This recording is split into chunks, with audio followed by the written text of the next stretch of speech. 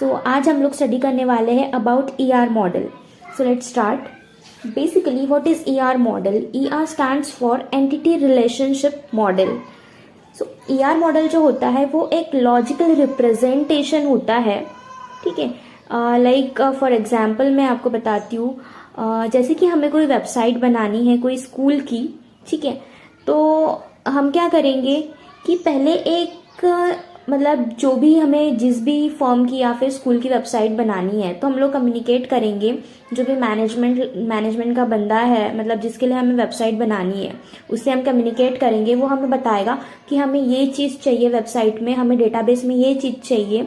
ठीक है, तो ऐसा तो नहीं है कि मतलब मैं जब कम्युनिकेट कर रही हूँ वर्बली उस मैनेजमेंट के पर्सन के साथ, जो भी मैनेजमेंट का पर्सन है जिसके साथ मैं कम्युनिकेट कर रही हूँ, तो मैं अलॉन्ग विद दैट कोडिंग तो नहीं करूंगी, इंसर्टिंग ऑपरेशन परफॉर्म करूंगी, डिलीटिंग ऑपरेशन परफॉर्म करूंगी, updating operation. No, it's not possible, right. So जब भी मैं कम्युनिकेट कर रही होंगी दैट मैनेजमेंट लेवल लोगों के साथ में, तो मैं क्या करूंगी कि मैं एक पेन और पेपर पे या फिर नोट पैड पे अपना एक डायग्रामेटिक रिप्रेजेंटेशन बना रही होंगी कि हाँ इनका ये नीड है, हमें ये परफॉर्म मतलब बनाना है. ठीक है, ये वेबसाइट में चाहिए इन्हें, ये डेटाबेस में चाहिए इन्हें. ठीक है, और फिर क्या करूँगी, जो भी पेपर मैंने लिखा हुआ है या फिर जो भी वर्ड फाइल मैंने बनाए हुए हैं उस पर मैं एक साइन लूंगी. वो जो मैनेजमेंट लेवल का बंदा जो मुझसे बात कर रहा है उसका मैं साइन लूंगी, सो दैट वो जो एक कहते हैं एक रिपोर्ट जो है वो रेडी हो जाएगी कि हाँ इन्हें ये चाहिए और हम ये काम करने वाले हैं, तो यही चाहिए. मतलब आगे चल के कोई चेंजेस अगर करने हैं तो इट्स नॉट पॉसिबल. और मैं कोड कर रही हूँ, है ना, कोडिंग कर रही हूँ, कोडिंग करके एक वेबसाइट बना रही हूँ या फिर डेटाबेस रेडी कर रही हूँ, तो इट्स नॉट पॉसिबल कि हम लोग बीच में चेंजेस करें उसमें. तो जो बेसिक लॉजिकल स्ट्रक्चर है वो पहले ही डिसाइड हो जाएगा कि हाँ इन्हें ये चाहिए और हमें ये बनाना है. तो basically it's a logical representation of something which we want to perform और बिल्ड, राइट. और एक एग्जांपल देना चाहूंगी, लाइक हमें कोई बिल्डिंग बनानी है. ठीक है, तो बिल्डिंग बनानी है तो जो आर्किटेक्चर है उससे हम लोग एक डिज़ाइन बनाएंगे पहले. ठीक है, ऐसा तो नहीं है कि विदाउट डिज़ाइन बनाए हम लोग बिल्डिंग का कंस्ट्रक्शन स्टार्ट कर देंगे, नहीं करेंगे ऐसा. क्यों? क्योंकि अगर हम लोग ठीक है बिल्डिंग बना भी रहे हैं विदाउट आर्किटेक्चर की मतलब हेल्प लेके, कोई डिज़ाइन नहीं बनाया हमने, ठीक है, और बिल्डिंग बनाना स्टार्ट कर दिया, लेकिन फिर आधी बिल्डिंग बन गई और हमें पता चल रहा है कि यार हमें तो किचन इस साइड में नहीं चाहिए था, इस साइड में चाहिए था. तो फिर उस टाइम पे हम लोग क्या करेंगे कि सारी जो बिल्डिंग बनाई है आधी, उसे हम लोग तोड़ देंगे. तो क्या ये वर्थ रहेगा? नहीं रहेगा. तो सबसे पहले इसका राइट वे क्या है कि हम लोग आर्किटेक्चर के पास जाए, एक डिजाइन बनाए कि हमें ऐसा ऐसा चाहिए, इस जगह पे हमें किचन चाहिए, इस जगह पे हमें बेडरूम चाहिए, इस जगह पे हमें हॉल चाहिए, है ना, एवरीथिंग. ठीक है, हम लोग उसका एक डिजाइन बनाएंगे, एक स्ट्रक्चर बनाएंगे, सो दैट फिर जो कंस्ट्रक्टर्स है उस पर वो डिजाइन पे काम करेंगे. वैसा ही वेबसाइट की इसमें है. ठीक है, अगर हमें कोई डेटाबेस डिजाइन करना है या फिर कोई वेबसाइट बनानी है तो उसका भी वैसा ही है. हमें पहले एक लॉजिकल स्ट्रक्चर, एक कंसेप्चुअल व्यू बनाना होगा, उसके बाद में ही हम लोग डिजाइन स्टार्ट करेंगे. सो बेसिकली ER मॉडल का ये कंसेप्ट है.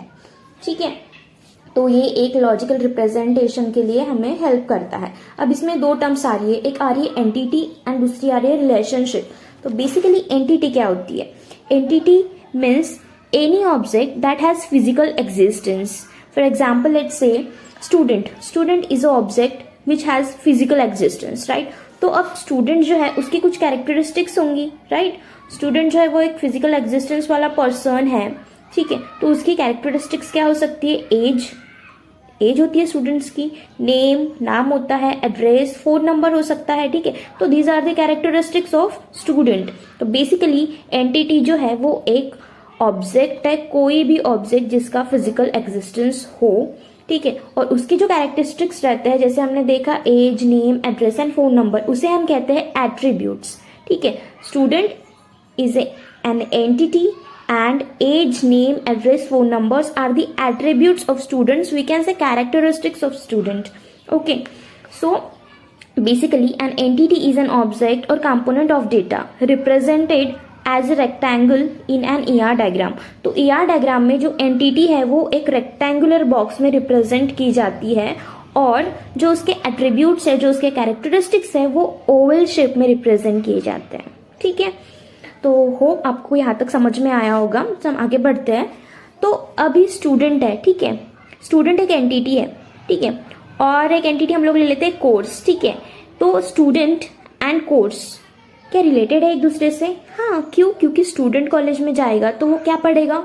कोर्स पढ़ेगा कोई ना कोई, ठीक है। तो स्टूडेंट और कोर्स के बीच में रिलेशन है, तो ये जो रिलेशन है उसे हम कहते हैं relationship between the two entities, ठीक है।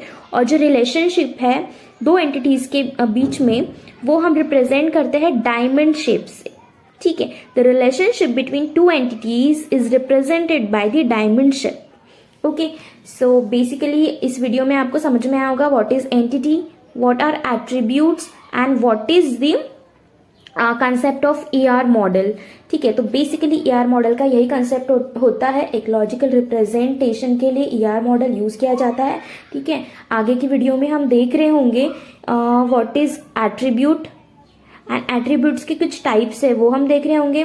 हमने यहाँ पे टर्म पढ़ी रिलेशनशिप, तो रिलेशनशिप जो है उसके भी कुछ टाइप्स है, like 1 to 1, 1 to many, many to 1 and more, ठीक है। तो वो हम पढ़ रहे होंगे। सो या till then keep watching and thank you.